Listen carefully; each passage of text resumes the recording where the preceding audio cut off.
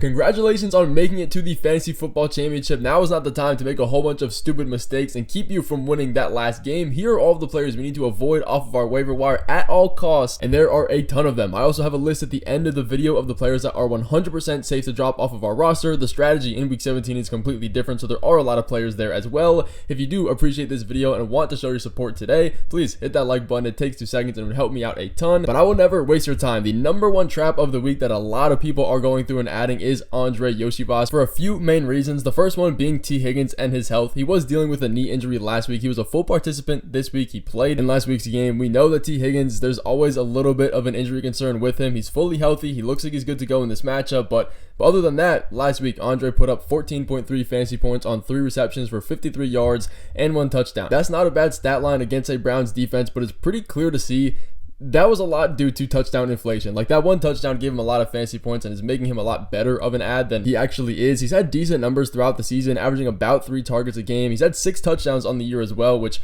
is also a reason why people think there is some upside there. But the reality is, when T. Higgins is healthy, this offense runs through those top guys. Yoshi falls down the depth chart. He doesn't get usage. He really can't be trusted, especially in the last week of the fantasy playoffs. Coming into this week against the Broncos, which is a more negative matchup. Yes, we're going to have Patrick Surtain on Jamar Chase. T. Higgins probably going to play. Even if he doesn't, it's not a situation where we do need to be starting him. Despite averaging just shy of 80% of the snaps per game, which is very good, the route participation is there. He only has a 10.2% team target share, and he's the wide receiver 82 in air yards per game, the wide receiver 30 in targets inside the 10. So yes, those 6 touchdowns are good, but nothing here shows that he has a true designated role like a guy like Rashad Bateman does. Yes, he doesn't get a lot of targets, but he's used in the receiving game. He gets a ton of deep balls, kind of like Nick Westbrook-Akine as well. Those guys don't need a big target share to be viable in fantasy. Yoshi just doesn't have that clear path to fantasy points. But Calvin Austin is another guy that we do need to be avoiding off the waivers. When you're in week 17, again, the strategy completely changes. When Pickens is out, he's been out there and acting as the wide receiver 1. That's pretty good. That's all things considered. It's a decent offense. He's leading in snap share. He's leading in targets per game because of that. But if you've seen even 1 snap of Steelers football without George Pickens in this offense, it's a completely different team.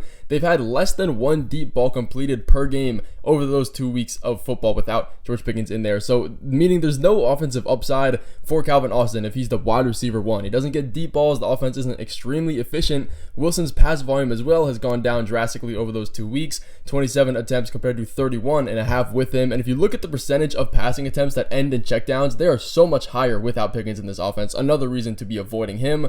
All this to say, 10.5 and 11.5 fantasy points over the last 2 weeks, something that we can't bank on, let alone the matchup here in week 17 against the Chiefs. They're on the more negative side in wide receiver points allowed. And if you have him as the wide receiver 1 without Pickens, it's going to be that much more negative. And then there is also the chance that Pickens does come back in this matchup, make his return, and then push Calvin Austin down the depth chart in that sense as well. But Ricky Pearsall is another trap, another wide receiver that we do need to be avoiding coming into this week of fantasy football. Unlike these other players, he actually has a very positive matchup against the Lions, who are top 5 in wide receiver points allowed this year. He also put up 7.7 fantasy points last week against one of the best wide receiver stopping defenses in the Dolphins last week. Their defense isn't amazing against the run, but in stopping fantasy points to wide receivers, they are one of the best. And you look at his involvement, he's clearly the number 3 option for the 49ers. Last week, Debo's snap share was in the 40s, then you had Jennings in the 60s. That number has pretty much continued to stay for the entirety of the season. You also have George Kittle being the main target getter in this offense. Is another situation where there's a ton of target competition, not enough to go around for everybody. Even if he is getting more field time and he's playing a decent amount of snaps,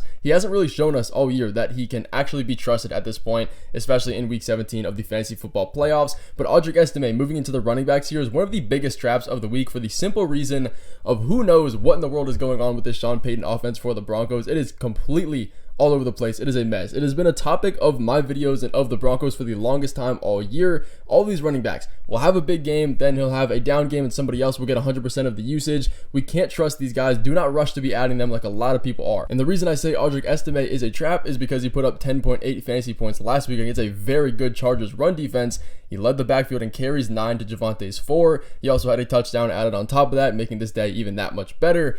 But he only had 20% of the snaps with 0 usage in the receiving game. He was barely participating in that. Javonte Williams had 95% of the routes run out of the backfield, leading him to have 11 targets on the day. But that's besides the point. We also have Jaleel McLaughlin coming off of injury now, coming back in week 17, being healthy for the matchup against the Bengals. That's a neutral matchup. It's not necessarily a bad one. We can be starting these guys, but again, Who knows what is going on in this running back room? He's only had 2 games with a recorded catch this year out of the entire season. He has never and will never really be involved in the pass game, and that's one role that is really important for a Sean Payton offense. Every year that he's been a coach, he's led his backfield to be top 5 in receptions per game. He doesn't get that. We can't be trusting him coming into this matchup when all of these running backs are healthy. But speaking of running backs, do not go and add Samaje Perine from the Chiefs. A lot of people are falling for this trap here. Last week, he comes out 8 fantasy points on a great receiving day with great usage, 3 targets, catching all of them for 56 yards. And we see a complete collapse of this running back room for the Chiefs here ever since Pacheco came back from IR. The snap shares have been completely split between everybody here. Kareem Hunt is getting the goal line work. Perine is apparently leading in the receiving game, and Pacheco is just getting everything in between,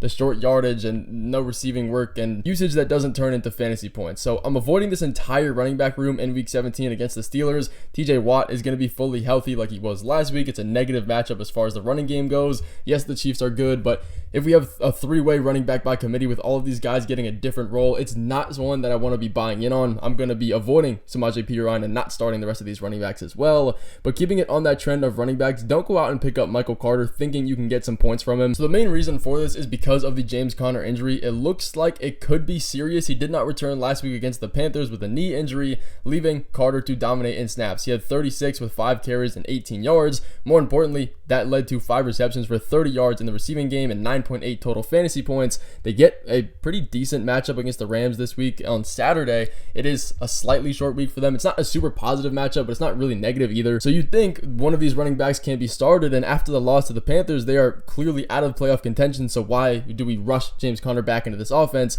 But to ruin all of this, we're going to have Trey Benson returning in week 17 from his injury. He's going to take a majority of the RB1 touches. And there was only one other active running back for the Cardinals last week after James Conner went out. It was DJ Dallas, and he still saw 16 snaps compared to Carter's 25. He also saw a red zone look. So yes, the fantasy points look good for Carter. He was dominating in the receiving role, but he wasn't even the RB1 when nobody else was in this offense. Now we have Trey Benson back. Don't go through and add him. But we should also be leaving Isaiah Likely on the waivers in event that Zay Flowers is going to play in this week's matchup. Now, he did move into this week with a questionable tag with a shoulder injury. They do play a short week on Wednesday, so there is a chance that Zay Flowers doesn't play. What we can say, though, is that if Flowers is out, the Ravens are going to be leaning a lot more on 2 tight end sets, and Isaiah Likely is probably going to get a lot more involved because of that. If Zay Flowers does play, though, Isaiah Likely is a guy that we need to be completely avoiding here. He caught 3 passes last week for 29 yards and a touchdown, finishing with 11.9 fantasy points. That's not bad, but he is 100% reliant on touchdowns now with Mark Andrews increasing his involvement and snap share. The Texans are also one of the most negative in allowing tight end fantasy points on the year, so it's not a spot where I want to be starting Isaiah Likely. You don't need to be picking up stash guys at this point in the season as well,